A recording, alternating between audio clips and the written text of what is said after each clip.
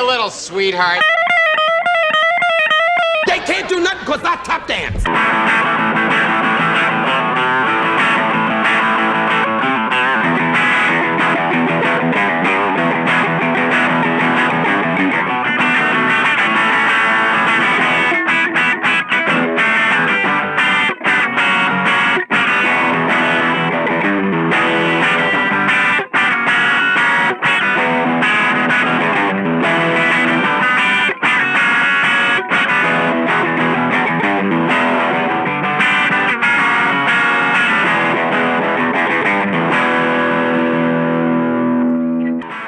This is WVCR 88.3 FM, The Saint.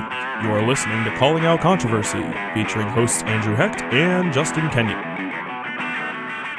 Hey everybody, this is Andrew Hecht, and with me as always, Justin Kenyon. Yeah, as always. You should introduce yourself there. Yeah. Sorry, bud. Signal it next time. Damn. All right. So, it's us. Well, you point at me, and I thought you were going to have me introduce myself, so... All right. Anyway, we're here. It's Calling Out Controversy. It's Tuesday night. It's 11 p.m. And over the weekend, I've seen several shows that I want to tell you about real quick. I think they're great shows. I had a wonderful time. Justin treated me to one of them. It was called The Book of Mormon. Yep. It is unbelievably offensive. Startlingly. Plays both sides pretty well. I mean, everybody can come out there being equally offended. Oh, I had a great time. It's just insane how that show doesn't get more flack, because all things considered, it should. It's smartly written, though. Smartly? Smartly written. It's written very smart. So it's a great performance as well. I'd love to have one of the actors on that performance come on the show and talk to us about theater, especially in Schenectady. Proctor's did a great job hosting it. I really enjoyed it. It was a fun time. So did I. It was a funny. So It funny. was, but there were also some cringeworthy moments too, and you can't. Oh, just we can't repeat most of the dialogue on radio because the FCC would have my boss can me in a second. Which is perfect for an episode on censorship. Coming soon to a radio station near you. But yeah, no, it's a great show, great program. I think the moral of the story really was done justice, which is, I'll save you the Google. The moral of the story is it doesn't matter what stories you're telling, as long as the message is clear and it helps someone or helps a group of people become better people. And I think that's actually a really good take on religion as a whole. It just took 2 hours of lambasting the Mormon Church and Uganda to come to that conclusion. Yeah, I mean, it has a good message in the end. It's also not a play for those who are easily offended or the faint of heart. Yeah, an ambulance pulled up as we were leaving. So yeah, either someone fell or someone died of shock. I mean, if they died of shock, I mean, we've heard about that in the news by now. Yeah, fair. Anyways, the other one was Rocky Horror Picture Show Classic. It was 40 years. The Kids of Albany, which is a theater troupe in Albany, put on the show. It was a shadow cast, midnight showing. Yeah, I was about to say, you were up late for that one. Time of my life. I had a great time. I would have gone with you, but I had an event the next day. Yeah, the people I went with made it very fun. The crowd was very fun. The actors were very nice. I got to speak with one of them. It was all around an amazing experience. I didn't tell the group that I was a Rocky Horror virgin, so thankfully I didn't get a paddle made out of a boat oar to the keister. But wait, what? Yeah, no. So if you're a virgin and you go to a Rocky Horror Picture Show midnight showing, you have to stand up on stage and grab your ankles, and they smack you've never you seen the square show in before? the tuchus. Yeah, they smack you square in the tuchus with an oar, like an actual boating oar. Oh my god! And that's the. I also love the fact that you say tuchus. Well, I mean, yeah, I'm trying out some new words. Keister, tuchus. You sound like a 40-year-old dad right now, and I hope you realize that. I am a 40-year-old dad. I mean, hey, this is the man right now who's dressed very dad-tastic. I'm dressed like a pirate, if anybody wanted to know. I have a headband that's made in Ecuador and a Eddie Bauer cotton t-shirt. I promised the listeners that we'd be covering Great Canada, Oh Good Canada, and their amazing Canada Gooses. Their money laundering Canada Gooses. You know what? You got a problem with Canada Gooses. You got a problem with me, and I suggest that one marinate. So those, That is definitely something. I don't know what you are listening to or watching, but it is definitely something. the clip. I know that. Oh, okay, but like the What'd you think I was talking about? I don't know. Anyways, we're talking about Canada's money laundering problem and their real estate prices. I promised you guys we'd get back to it because it sounded so weird. So here's the deal. Basically, organized crime is taking a rise in Canada, in Vancouver, in British Columbia, and it's getting a little out of hand. The authorities basically state that there was a $5 billion Canadian lump sum worth of illicit funds that had flowed through the real estate market, and an estimated 2.4 billion Canadian through the province's casinos and markets for luxury cars, horse racing, the basic gangster stuff. It's kind of discerning if you're not used to that. I don't think many Canadians are. Yeah, and it's. I mean, hey, No offense to our Canadian audience. I think they'll accept your apology. I'm I mean, also it's nothing- French Canadian, so It's nothing on Canada. Canada itself is still a great country. It's just you got to work on getting policies and figuring out where all that dirty money's coming from. I can promise you now, speaking from an American perspective, if there's money laundering now, in about 20 years, you're going to have a pretty bad drug problem. Thanks for teaching me all about it, Netflix. Hey, yeah. But Now you're gonna become Nostradamus for Canada. hey, if you guys have a massive drug issue in your cities in about 20 years, pay me more money. You can trace it all back to this radio show. I mean, it's how it happened in New York with organized crime. I'm not suggesting that the Italian mafia is to blame for what's going on in Canada, but if there is an organized crime that's starting with racketeering and money laundering and other types of average criminal activity, then you're gonna run into the same problems that we ran into, which is eventually they're gonna go for something bigger. Well, this has turned very prophetic, and I really hope you. Well, I mean, we have the new Nostradamus on our show. Yeah, whatever, man. All right, so more serious topic. Not that money laundering is not serious, but like an actual problem that we have is abortion in America is a little weird right now. I guess is a great way. I don't know what's going on. Well, it's Listen, been weird this entire year. It's been basically the year of the abortion debate so far. now I don't want to, because you know what? Earlier this year, New York did a thing with, I think it's HR 120. I think it's what Something it's like called. that. I want to say briefly covered it, although we did shoot a pilot that covered it extensively. It never aired. I don't plan on airing Our it. lost episode. Yeah, right. But it just, it was our first ever test out for the show. Nicole and I covered it. And it just didn't make it to air. It wasn't quality enough. The audio was bad. The discussion was a little weird. We hadn't worked our kinks out yet, so we just decided to shelf it. And I don't even know if I have the audio anymore. But that was back when New York. So did it really is a lost episode. Probably. Now we go to Alabama, Ohio, Georgia, Michigan. Am I missing any? Those are the ones that I'm familiar with right now, but I think there are some other states that do have some in the works. The problem I'm seeing here, if you would allow modern Nostradamus to predict something, Okay. is that just because you make something illegal doesn't mean that you reduce its occurrence or that you make it safer or better for the person that you're affecting. With abortions, I get the whole pro-life argument. I understand you're pro-life as well. Very much so. And I come down on the opposite end, mostly because I just don't think that we should be putting a law to something that should be considered a medical practice. It's a health issue, and like most health issues, we don't need to worry about whether or not it's legal or illegal to treat it. It should be illegal. It should be legal just by not having a law against it, like getting a checkup from a general practitioner. There's no law guaranteeing you your right to a GP. There's no law guaranteeing you a right to a chiropractor or to anything else. We should treat it like every other health issue and just say it's up to a doctor's discretion. If you have a conversation with your doctor, which is completely private and personal to the individual, and this is the conclusion you come to, then why the hell is it the matter of the government? Well, also, now to come off the private thing that you just talked about, there are women who come out saying they regret their abortion. But if you don't know the real medical information behind it, just on both sides, I'm not going after women here. I'm not going after anybody. I'm just saying on both sides, if you don't have the real accurate medical information, you should not be making a law on something.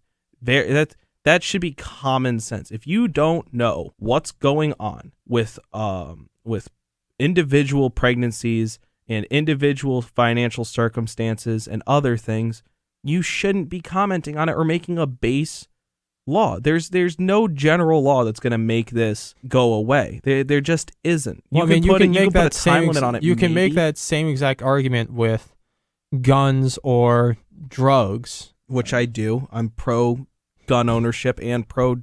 I'm not saying you drug. don't. I'm not saying you don't, but I'm saying that most other people who will make that argument will say this different argument for guns or drugs. And we had this conversation this past weekend when we were at the diner, saying it's kind of just like the same person's just debating themselves in a mirror, and they're just debating different sides for different topics. That was comparing the gun control argument to the abortion argument. Yeah, like what the conservatives believe about abortion is exactly what liberals believe about guns.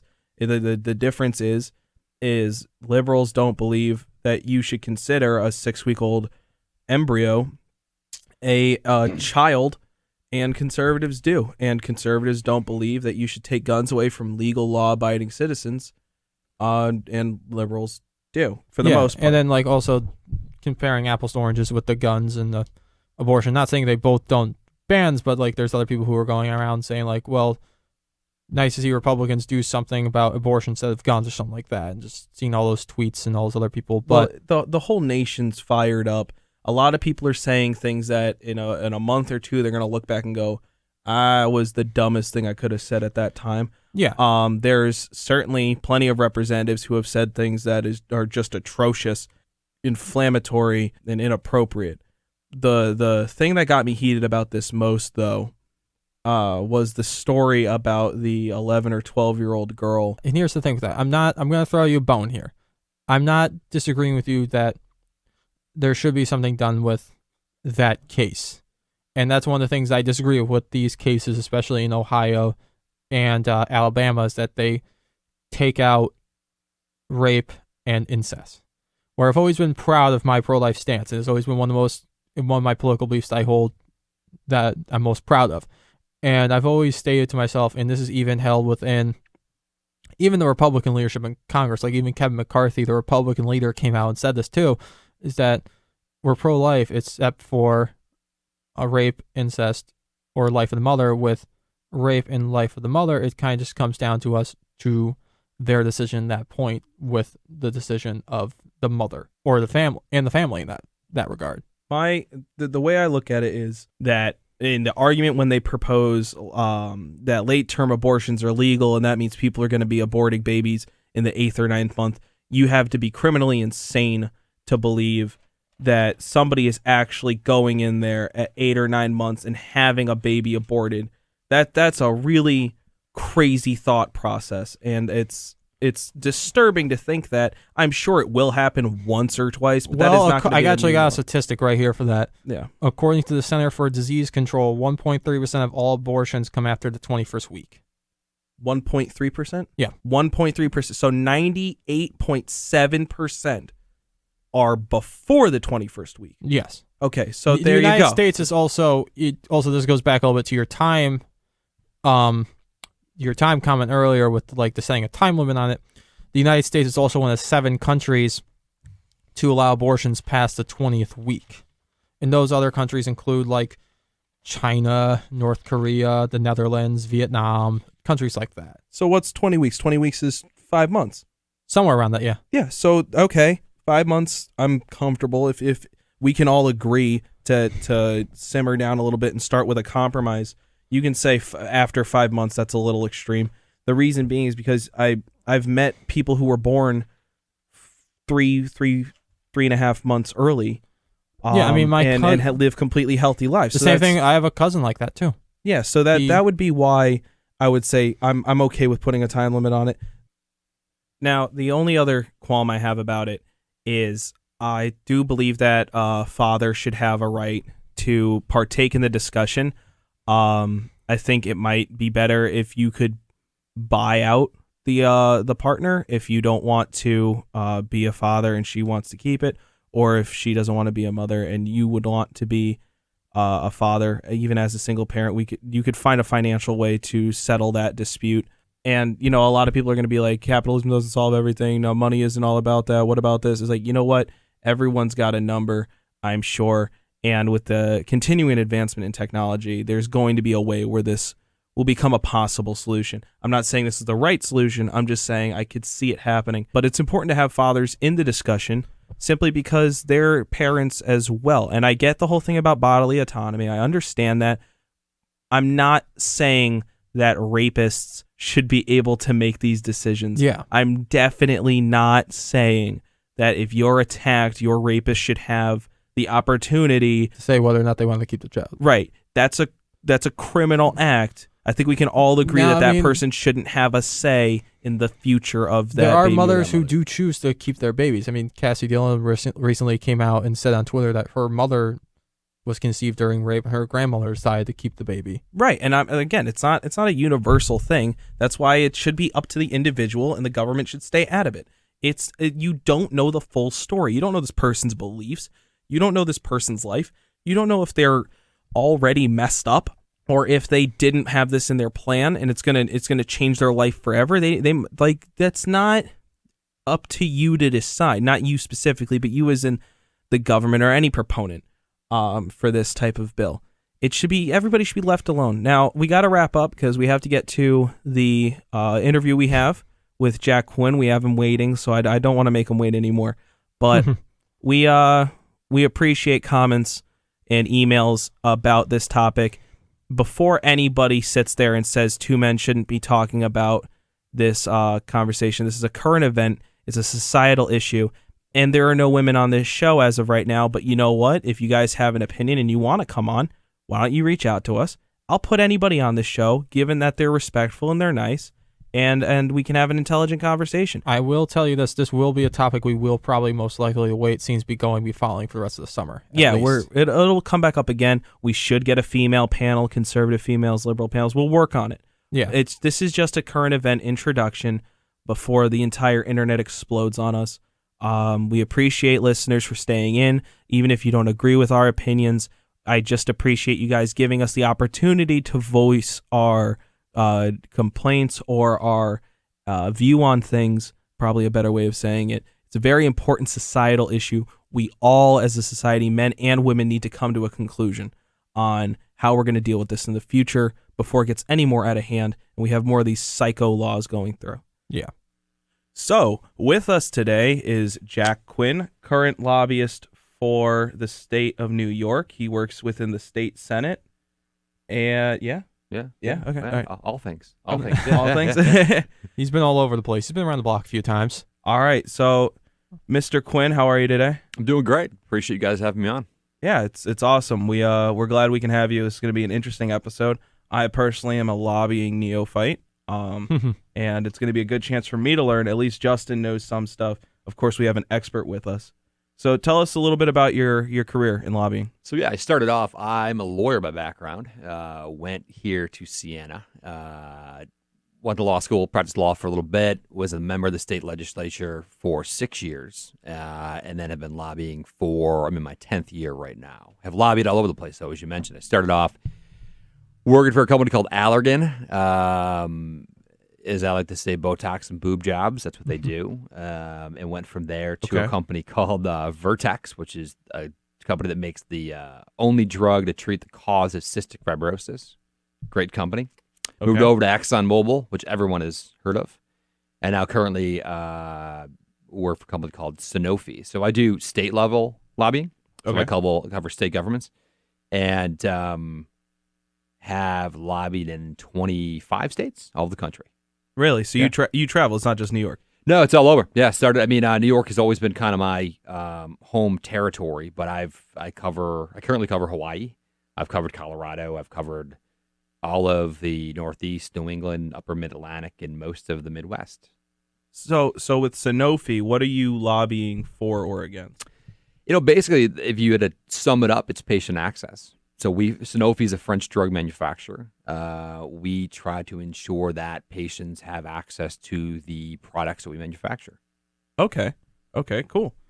So with lobbying, obviously, I know Justin wanted to get right into the revolving door. For our listeners that aren't quite keen on it, the revolving door is the concept that lobbyists and government officials and their staff interact regularly.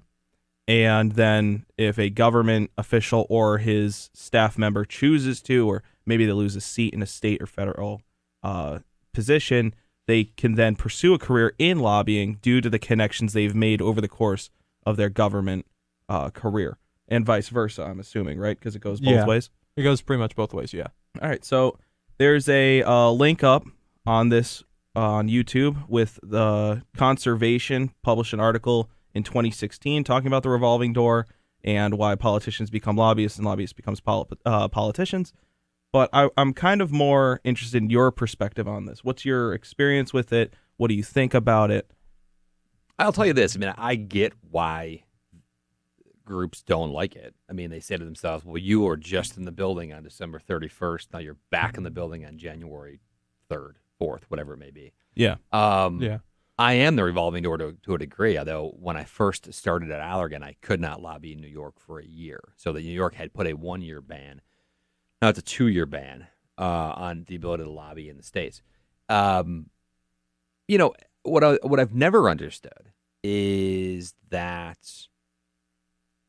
so we don't do it with teachers. We don't tell teachers they can't give up teaching and come back and be a substitute.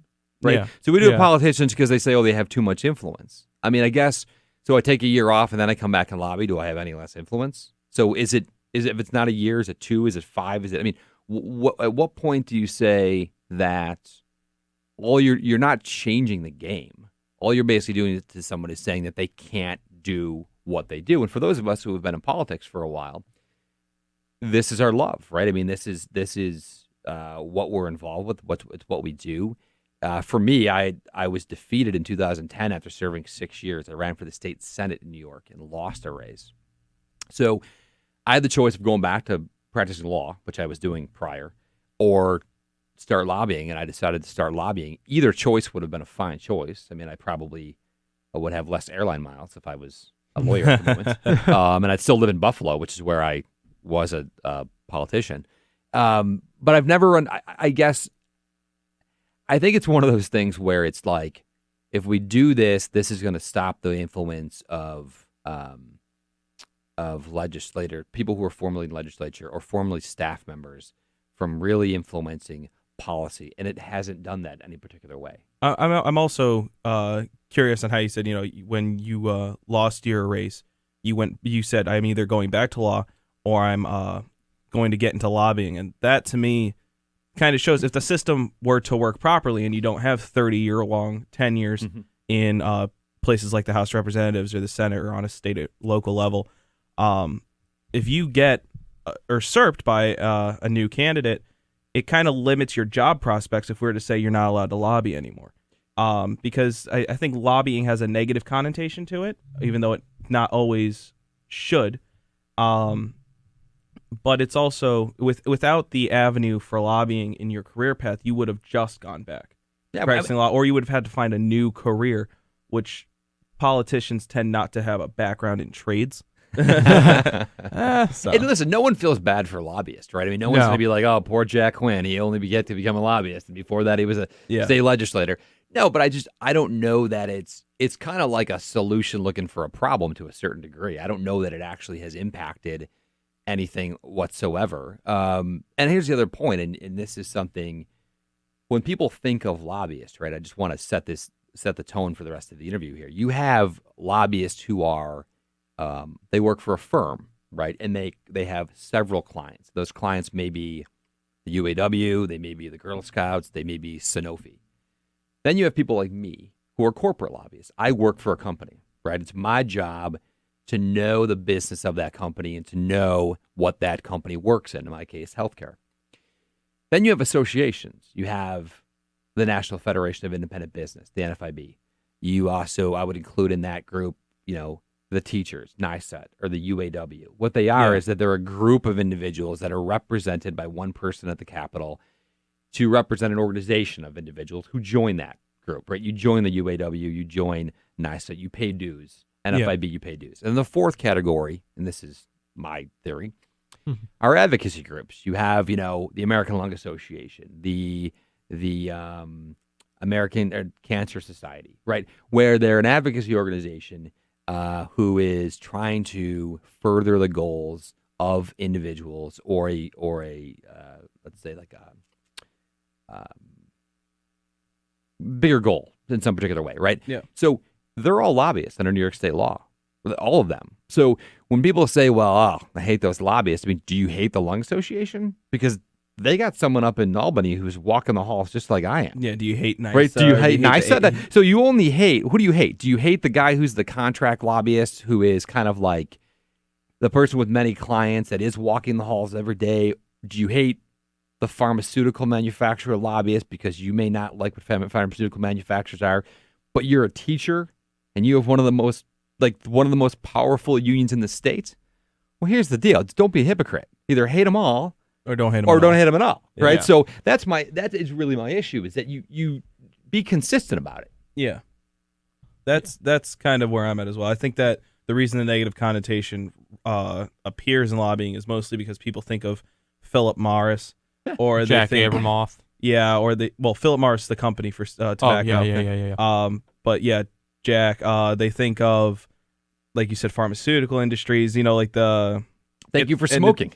Exactly. And Right, it's always the like the cliche thing in television and entertainment media to have like a shady lobbyist bribing type guy.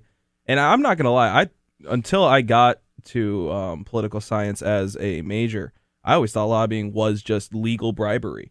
Because in my head, the only way that I could fathom that things work is if you just gave someone a basket full of cash and was like, go do this for me. Well, I mean, you do have that, but then you also have like pretty much everybody who calls into their congressman or senator and says like, hey, I want you to support this bill or whatever, is technically a lobbyist. They're just not being paid for it. They don't have to register as a lobbyist.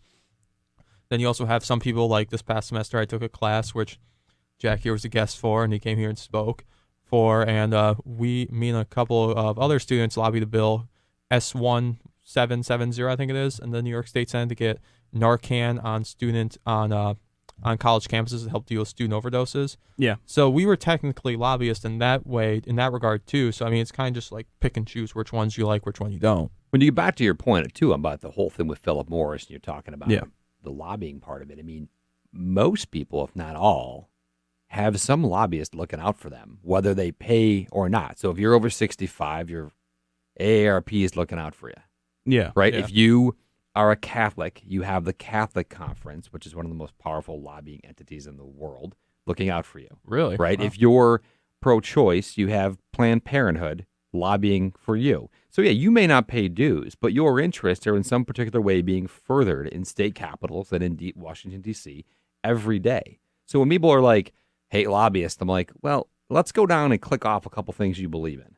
Yeah. And somewhere somebody, whether you like it or not, is trying to further the goals which you believe in. Yeah, like the NRA helps Yeah. legal gun owners. Yes. and- Yeah. So it's that's the part that kind of upsets me, is that people are like, oh, I get the eye roll when I go to parties or meet people, and they're like, oh, you do that, and I'm like, well, yeah, I do that. Yeah. And Yeah. like I'm not putting cash in a bag in some smoke-filled room. I mean, Well, hey, man, I hate to cut you off, but right now we got to take a quick break and hear a sponsorship from WVCR 88.3 The Saint. And if you're listening out there, friends of Jack Quinn, don't eye roll him at parties. We'll be right back.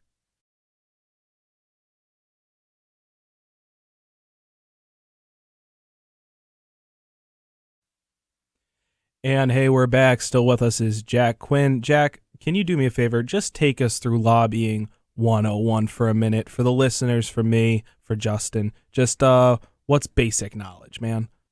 Basically, the job of lobbying 101 is this. I mean, you're there to educate at the end of the day. That sounds cliche, but if you're a legislator, and this is you go back to the revolving door, your job is a mile long but an inch deep, right? Because I'm in there with Sanofi, and then after me, the plumbers union's in there, and then after that, the Girl Scouts are in there, and then after that, Planned Parenthood's in there. Well, Every group believes that their interest is the most important interest, right? And the half an hour they get, they think that the legislator or their staff should be tuned in and paying attention, and that whatever concern I'm in there on, they should be making sure that's their number one priority. Well, that doesn't happen, and you only get a half an hour, so legislators don't have the time, the money, or the resources to know about all these issues. We go in and talk about the things that are important to us because we know they're important to their constituents, and we just simply want to provide our point of view. We lose a lot. So, I mean, that's just the point of it. We do lose a lot, but without providing that level of education, you can't always use editorial pages in the front page of the New York Times as your only source of info. Yeah, and it's kind of, it reminds me of when Aaron Sorkin did The West Wing, and you see the conferences that they go into with lobbying groups at, kind of as like an episode filler sometimes. Yep. But just the nonchalant look that the deputy chief of staff has, like this thing again, like it definitely is telling how a lobbyist job isn't as easy as people think it is, and it's not as dark as it seems to be, because it looks like a lot of work to try and engage someone to get them on your side with a cause that you're passionate about, that you get paid to push, or even if you're volunteering, like you said, to convince a local representative to vote yay or nay on a bill, or sponsor, or sponsor, bring it to the committee. Exactly. It's a lot of effort. It's a lot of time, and like you said, you have to know a lot about your business and what their line of work is and why it's important. And that's it gets so much farther in depth than what people face value it as. It's a very important part of the political system. Yeah. From what we've gathered so far. And I think that this is a good way to change the average person's mind, because our listener is the average person. Our listener is pretty much the person that we want to get involved more into politics, but also educate more about politics and economics. But an interesting point you brought up was Planned Parenthood, obviously, in news this past week about the Alabama bill, the Georgia bill, Michigan, Ohio, all signing heartbeat bills. And to me, I was thinking, obviously something has to be going on behind the scenes. If from a lobbyist perspective, could you take me through what might be going on? Yeah, the political part of this is pretty deep. I mean, if you think about it, obviously, pro-life groups, anti-choice, whatever you want to call them, are attempting to, or they want to, bring a case before the Supreme Court. They believe, for the first time, probably since Roe, they have the votes to maybe, in their mind at least, attempt to overturn Roe, right? Yeah. We talked before, the most kind of modern case is a case called Planned Parenthood versus Casey. It's a great case, and that is kind of the modern day standard. Everyone talks about Roe, but Planned Parenthood versus Casey is kind of the modern day standard of where abortion rights are. Okay. And they want to overturn all of them, and if they think that and I say they, I will say that interested parties in the pro-life movement want to ensure the fact that this case will be litigated, and by litigating it, it will go to the Supreme Court. I mean, yeah. So I would think that, and I practiced law, but I haven't practiced in a couple of years. But I would think that last week, Planned Parenthood or whoever filed a motion to, stop the law from moving forward, right? While it's litigated, right? Exactly. While it's litigated in the meantime. So this will go through the process. I don't think, to be honest, I don't think the Supreme Court's going to be in a hurry to hear it. I could be completely wrong. I just think that It's such a controversial issue. I don't. They'll probably try to get rid of it on every sort of procedural ground that they can before they actually rule on the merits of Roe v. Wade. Try to get a repeal or something. Yeah, I mean, they just may kick it back to the court and say, hey, well, you didn't do this right, you didn't do that right. Because, I mean, this is one of those situations where there's a ton of politics behind it. It's driven strictly by politics. I mean, all three of us in this room, none of us grew up in a pre-Roe world, right? No, Which is why you see in states like in New York this year, and they passed laws in New York to ensure that even if Roe got overturned, you still would have a right for an abortion in New York. Yeah. And I think that's a lot of politics behind it. Yeah. And like also, this to go back to another earlier point in the interview when you said every legislator has a lobbyist looking out for them, and kind of just how it's a kind of relationship business. I remember you talking when you came to the class, talking about like the education chair of the committee. Was it the Assembly or the Senate that had like their son as a lobbyist or whatever? Yeah, there is. It's currently, I'm trying to say, I think it's currently the higher ed chair in the Senate. I mean, now here's the thing. There's a guy too who grew up in politics like me. He's pretty much no different, right? Both of his parents were involved. He now is very active. He just doesn't have a parent. He has a parent currently in politics, right? And that's one of the things, too, that I think is tough, is that if this is, for myself, I grew up in politics my entire life since the age of 3. My father was a U.S. congressman, right? So, I mean, talk about the people who are going to roll their eyes at that when they hear this. But, I mean, you'd have a revolving door plus a legacy politician is never really a good combination. But this is what you grew up around your entire life, right? It's what you know. It's what you talked about at the dinner table. It's what you what we still talk about when we get together. My family lives out in Buffalo, and I live up here. But I mean, when we talk about politics, right? So that gentleman, who I won't name because I don't want to out him on the air here, but I mean, that gentleman is very involved in politics, and so is his family. And I think that he serves as a tremendous asset for anyone who's willing to hire him. He works as a contract lobbyist, but I mean, he knows that system, whether his mother was still there or not, right? I mean, I think he provides a service that few people know of, because when you've been growing up in it for, in his case, probably 45 years, that's all you've known. Like, you know the ins and outs of it, like the back of your hand. And this is kind of, it's also, I make this analogy, and it's not totally true, but I mean, why do people think Troy Aikman's doing color on Fox Sports? Yeah. It's because Troy Aikman played football for 30, 40 years before or Chris retired. Collinsworth. Or Chris Collinsworth, right? I mean, you hire these guys to do color because they've lived it their entire life. Like, you want someone who has the experience to step in there and be able to tell their stories, which you always get with these guys, Tony Romo and Aiken and so on and so forth. But I mean, but also have that insight that somebody who's never been in the game is never going to know, right? So Joe Buck can talk about the play-by-play all day long, but Joe Buck doesn't know what it feels like to get crushed by some guy who weighs 300 pounds. Yeah. Right? No. Okay, so like, I mean, that's the flip side of it, right? They can tell you stories and they know things, and it's very similar to politics, which is why people who have done the job get hired, because there's certain things that others don't know coming from the outside. Right, and when it comes to legacy politicians, I don't necessarily think that legacy politicians are bad. I don't like nepotism, but at the same time, for the lay person, you see a legacy and you assume nepotism, and that's very important, because it's not always a bad thing to have someone, like you said, who grew up in the business. Like, it's just like a restaurant. If you come from a mom and pop family restaurant shop and you're 6, your first job was 12 years old doing dishes because they didn't want to do labor. Yep. And then at 16, you learned how to do the fries. And then at 17, you did this. And by the time you're 21 going into culinary school late or coming out of culinary school, you have over a decade of experience.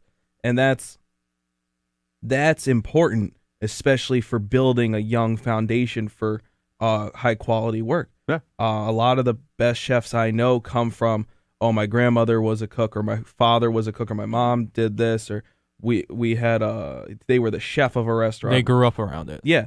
And that builds a good future generation of workers, because it's the only way you can start young in a business. It's not like a regular 11-year-old can walk into the back of a shop and be like, I want to be an apprentice or something like that. Yeah, that doesn't happen anymore. So, I mean, legacy work isn't necessarily a bad thing. It's the nepotism. If he was hired, whoever he is, solely because his mom is a sitting representative, that's different. It gives him an advantage, but if he was hired because of that, then it's then the approval goes down for it. But Right. It's like the White House. You can see how he hired all of his family. But some of them happen to be very good at what they do. Yeah. Kushner, like him or not, gets things done. You know, you don't ever hear about Eric because Eric doesn't necessarily get everything. you hear that about he's Trump supposed to do. Jr. a lot and somewhat Ivanka. Yeah, but they again, like, of course it was nepotism, but he's had them working for him for Decades. how old are they? They grew up 39, exactly. so 20 plus years. Yeah. They've Yeah. been working for him in his company, so it makes sense that they're also. There's the joke that even some of his Barron most Trump is trusted an others. executive vice president of the Trump organization. yeah. My son Trump, Barron Trump's also an executive vice president of my organization. So I mean, just like that's been a joke for years. So that's where nepotism gets real shady with legacy, because some of those kids are extremely effective. It's not like he hired all of his kids. Tiffany's doing something completely different.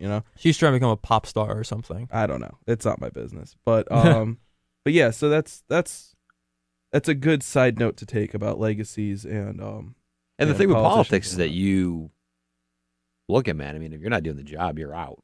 Like that's oh the yeah, thing it's too. I mean, every cutthroat. two It's so cutthroat. every 2 Yeah. years, if they want to take you out, I mean, you can get taken out. I mean, that's different than a restaurant, because I mean, a restaurant is the same way, but the public's not coming to you at a restaurant saying, "Hey, by the way, we're going to vote your chef out." There's a little pad after I ate my dinner, right? Like if numbers go down, sales go down, and you're Yeah. like, "Hey, people aren't coming here anymore. It's probably the chef. We need to get rid of the chef," and they know it's your kid. Well, that's how you can tell the difference. But in politics, you got to go up, and it's a popularity contest every 2 years. You don't even right? have to do a good job or do a bad job to get voted out. If you suck, if people aren't paying attention, you can stay there forever.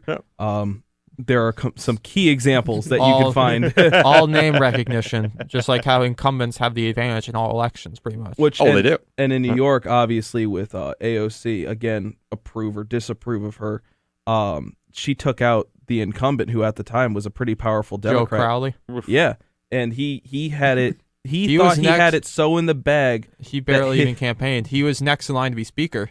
Well, yeah, but this is the funny part, is that he had it so in the bag that when he had to give a concession speech instead of an acceptance, he still played the Bruce Springsteen song, because that was the only thing he had planned. So that man was so convinced he was staying that he was like, "Oh, guess I'm doing this for you then." But hey, people could have liked him or not liked him, regardless of whether or not he was effectual. And I'm sure the Democratic Party, having put him in line in a position like that, thought he was effectual, but his constituency clearly wanted to go in a different direction, so he's out. So that's and lobbying could be a future gimmick you see him in. It could be. I think he already is. Is he? Yeah, I think he is. He's already registered. Yeah, I think he is. I know he's. Let's be honest. He's been around for so long. Probably he had no problem trying to find. Yeah, he has Yeah. a bunch of relationships already up there, and lobbying pretty much is a relationship business too. When it comes to like, like such and such a person on this committee who's powerful in that committee, you can help me get this passed or help me get this looked at by the committee. It pretty much is like, again, with the revolving doors, that those senators or congressmen who worked on these certain issues, like I think the guy who was in charge of the committee that worked on Obamacare is now one of the biggest lobbyists for healthcare in the United States. I think so. Well, yeah, because you get so invested in a cause. Yeah. As a sitting representative, You become kind of an expert in the policy on it. Yeah, and then when you leave, your next best thing is to go work for a company that either needs you to advocate for them and you agree with them, or you just murk it out and become a hireable asset for whoever is in that industry. Yeah, I mean, nobody sees lobbyists, like Jack said, as information givers. They kind of see them as the deal makers, like you said earlier, which is probably why they have a 6% approval rating, according to either Pew or Gallup. Well, I mean, I think I'm right in saying this properly, but like you said, as in form of lobbying as an education tool, Mark Kaplan, who hosts a show here, who hosts the alumni show, which is really funny because you're an alumni, is also a lobbyist, but he does American Cancer Society. Sure. I want to say that's correct. Yeah. It sounds right. And he does more of the research and information gathering. Sure, but he's registered, right? He's a registered lobbyist, probably. I don't know if he's on a Yeah. team or if he himself is a registered lobbyist, Sure. but I believe that's what he currently does. Yeah. He could just be a researcher for them, possibly. Could be. If he's not registered as a lobbyist, he could just be somebody who does research for them. Yeah, we'd have to get him on and talk about it, or he'll have to have us on his show and we can talk about it more. But he, I think that's what he does. And he's a great guy. He's the sweetest guy I've met at Siena as an alum or as a coworker here as a volunteer. But he's such a sweetheart, and I can't imagine anything bad ever coming out of that guy's mouth. But yeah, so you went to Siena. You graduated in 2000. Yeah. And now you're doing this. My question for you is, was there anything you learned at Siena that made you say, oh, lobbying might be part of my future? Or was there anything you learned at Siena that helped you in lobbying? Or I just told this story because I came back for, I was in the pre-law fellowship program. They have a summer program. Summer Legal Fellows? Summer Legal Fellows. I was in the first year they did it. Really? I was the first year they did it. I was in it. Came back for the dinner because I think it was like the 20th. Yeah, I'm 41, 20th anniversary. Yeah. And I told this story. I came to Siena to be a doctor. Really? A pediatrician. I was a bio major my first year. And then I took a lot of class. people go through this. I took a class with a guy who's no longer here, Paul Santilli. And he taught a class in the philosophy of law. And I was like, I think this is kind of more my speed.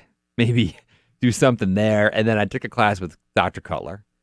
And the rest is pretty much the rest goes forward. But no, I never thought I would lobby. To be honest with you, I thought I would just practice law when I came out of Siena. I mean, I went to law school back in Buffalo, and had an interest in law. Grew up in politics, liked it, but liked it more like a hobby. And at the time, I mean, Buffalo has been up and down the last couple of years. They've been really up. The governor has invested a ton in Buffalo, and they are making a lot of great changes up there.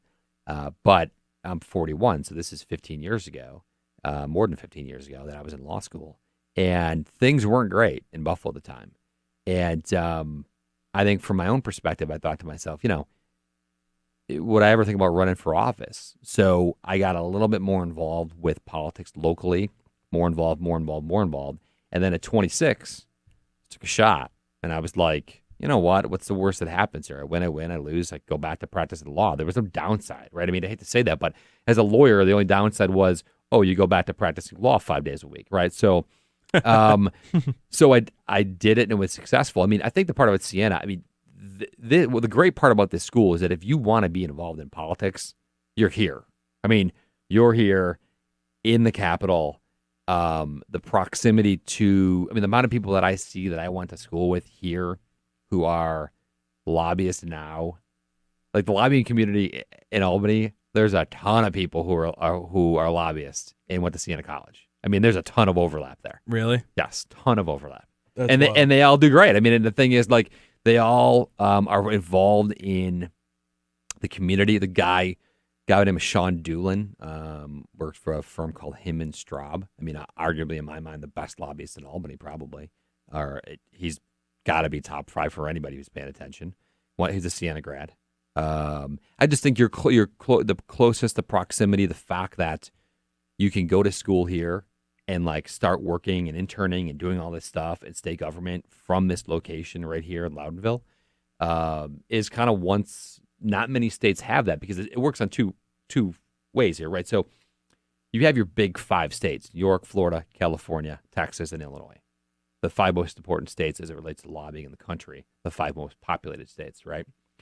Of those, you gotta talk to yourself, where's the state capital, right? So it's here, which is Siena, Tallahassee, which Florida State's in Tallahassee, I believe, right? Think so. Yeah, it sounds right. So obviously there's a connection there.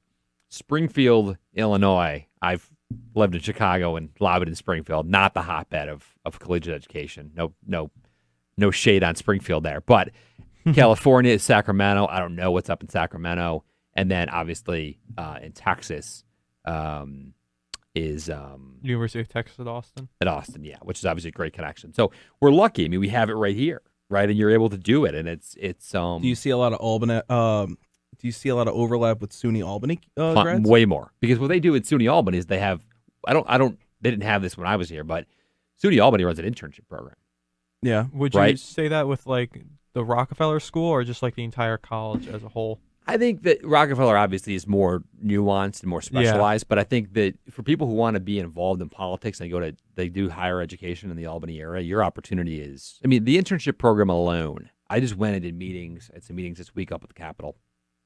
2 of the people who I met with there, both of whom are graduating this year, one from Hofstra, one from, I forget who the second one was from. Both have jobs at the Capitol, and they got the jobs through the internship program, because the internship program runs the full legislative calendar, right? They're there, January through May. So it's a full semester, right? It's an actual job. They get paid and get credits on top of it. And then a lot of them just land jobs on the way out. I mean, the thing with politics, it's phenomenal, is that it's like one of the last gigs out there in the world where, and we talked about this during the class, where I said to people, if you grind and grind and grind and grind, you can work your way up that ladder.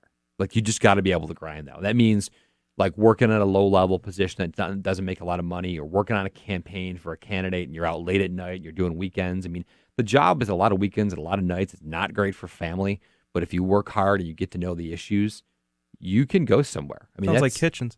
It's true, though. No, you're right. I mean, Kitchens. It's true. The same exact if lifestyle. you grind and grind and grind, you can, and that's tough to find in an age today where, we're not building stuff as much in the U.S. I shouldn't say building. We're not manufacturing things as much as we once were.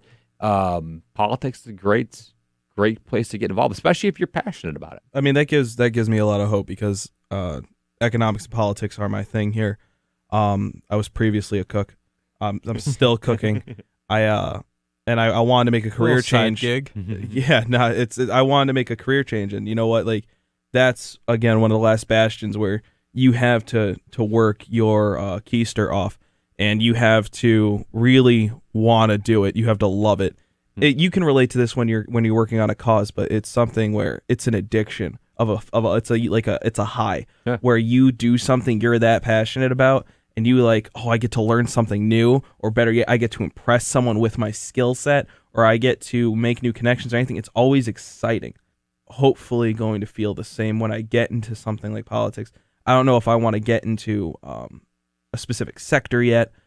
I know I don't want to be a representative. I know that's not my spot. I don't want to be the face. Sure. I'm not good with public speaking. This is as close as I get. You could be a pundit. What's a pundit? Somebody who gives their opinion on. You're already pundits. Yeah, both you two, actually. pretty much. Yeah. Mission accomplished. Have like a radio show or a newspaper article, something like that. So this right now. Yeah, just get paid for it. Punditry. Just get paid for it in the future. Become a pugilist of punditry. Yeah. But yeah, man. What else? What else do we got to cover? I think you guys are good for covering this. I think that a lot of people don't get it. I think I would suggest for people, I mean, first of all, people are pretty down on politics as it is at the moment. I mean, I think people are kind of just a little bit disgusted at what they see at the federal level. And everything seems to be politicized. But all I can say is that, I mean, I think there is hope out there. I mean, the best part is to get involved with something that you're into. I mean, I think that's a lot of people, that's how they learn the process. I mean, I was with someone last week who was working on a transgender ballot initiative out in Massachusetts, and like now she's lobbying for a competing pharmaceutical manufacturer. But I mean, like, she got into it because she was just very passionate about the issue. And I think that's something that, I look back and I wanted to be a pediatrician, and I was very passionate about that. Didn't work out, but whatever. But at the same time, I knew I was very passionate about politics. I think it's following your passion, whether it be cooking, whether it be politics or economics, whatever it is. I mean, I think that's the whole thing with lobbying. You're right. I mean, you get a lot of people, no matter if they're doing what I'm doing, if they're doing what American Cancer Society is doing, if they're doing what the UAW is doing, they're passionate because it impacts their lives. And I think when people say, oh, I don't like the outcome, or I don't like what these lobbyists are doing, the only way to combat that is to get involved yourself. I mean, I hate to say that, and it sounds cliche, but it's true. Because if not, the people who are in the building at the moment, the people who are educating legislators at the moment, that's the only voice they're hearing. So the only way for you to combat that is to do something yourself and get off your ass and do it. Yeah. So that's your, if you had one message. Sorry. if you had one message to give to the listeners out there right now on lobbying or on politics in general, aside from that touching moment that we all just experienced, Very inspiring. I think I now want to become a lobbyist if myself. you had like one lesson or one piece of educational conversation, if you could give one away, what would you give? I would, again, I think that it's looking at lobbying. It is not backroom, smoke-filled room full of cash. I think that it's truly education. If you have a cause, support the cause. Get involved with some of these advocacy groups that are lobbying at state capitals and in the federal government. Support them. We're not evil. Not anywhere close to being evil. I mean, you're a very nice guy. So. You're funny. But I mean, yeah, I think it's not a bad business. And then truly, the more people that get involved in politics, this is why I kind of, on a personal level, I think that we should make the system as transparent as it needs to be. I think maybe that's one of the issues that we didn't get to today, but it's one of those things where people would feel a little bit more comfortable with lobbying if they thought it was more transparent. It's pretty transparent now. I mean, so people know. I mean, every dollar we give in campaign contributions is put up on a website. Every client someone has is put up on a website. Everything you do, and we haven't gotten there completely, but the more transparency you have is better. The more early voting we have is better. The more same-day voting we have is better. Like, just get people involved. I'm not saying this is the panacea to, like, make government better, but the more transparency, the easier it is for people to get involved, the better off we are. Yeah, naturally you go off that one website to look at for what you said with, like, the dollars shown and the people you work for shown would be opensecrets.org. Yep. So, which we have a link going on this video on YouTube to Open Secrets. But yeah, Open Secrets is going to have a link. I mentioned earlier the conversation from 2016 is going to have a link, and I think that's good enough for this episode. Thanks, guys. Appreciate it. Yeah, no, thank Invite you, me Mr. back, Quinn. man. I want to come back sometime. We'll talk about politics next time. Anytime you want. Anytime you want, Yeah, Jack. I appreciate it. So it's been Andrew Hecht, Mr. Jack Quinn, Justin Kenyon. This is Calling Out Controversy. Thank you for staying in, listeners. Now, if you're listening to us on WVCR 88.3 FM, The Saint, which is where you should always be listening to us, we would love for you to weigh in and comment, ask us more questions. We read all our emails if we get any. And you can find us at callingoutcontroversy@gmail.com. You can hit up the WVCR website, or you can go on YouTube and leave a comment in the comment section of this video. Don't forget to like and subscribe if you're already here. Drop a comment, or, of course, follow us on